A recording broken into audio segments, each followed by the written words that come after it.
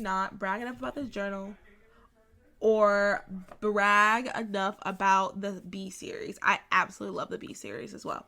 Okay, so that's not even really what I was going to talk about today, but I'll be quick. So like I said, I'm going to this new church and I absolutely love it. And on Sunday of this week, the message was so great because I had literally pretty much had this conversation with my friend the day before. We were talking about how does it feel to be so aware of so many things that are going on in the world, and how do you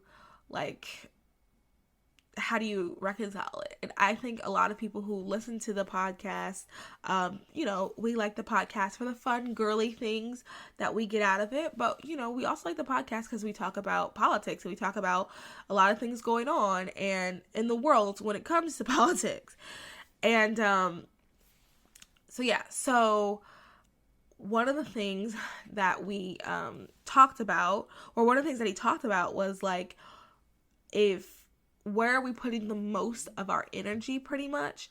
And he was basically said that like the best way as Christians we need to live our life is to have most of our energy in the Bible, in the Word, as opposed to putting the rest of our energy to something else.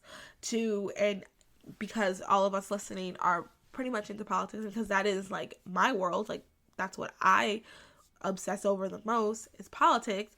So I'll just apply it to that. He didn't straight out say this, just to clarify, but this is how I apply what he said to what's going on in my life. He was talking about how like if we are spending more time listening to different news stations, if we are spending all of our time reading these articles, if we're spending all of our time on Instagram watching these videos, if we're spending all of our time on YouTube, if we are doing all this research, getting the behind the scenes, like what's actually going on and blah blah blah, but we are barely picking up our Bible and reading, then we're not truly living the Christian life. We're not truly like engulfing what God has for us in the Bible. Like, we're not learning anything. And he used the term abide, which I said earlier, because weeks earlier we were in John, I believe it's John 15, it was talking about abiding in Christ, which is when that sermon was when I was like, okay, I'm probably going to stay at this church, because one of the things I absolutely loved, and I've been telling everybody and their grandmother this, is that he gave actionable steps. I have gone to churches where they'll say, okay, abide in Christ. All right, everybody, have a good Sunday. And like, I'm sitting there with my notebook because I'm a note taker. So I'm sitting there with my notebook and I'm like, but how? Like, you didn't give us any like actionable steps.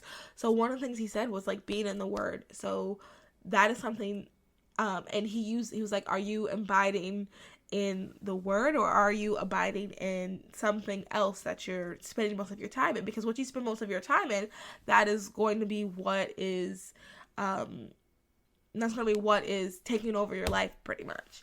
And if you are spending most of your time in the Word, in the Bible, then that is what's going to be coming out, and that's what's going to be more. So what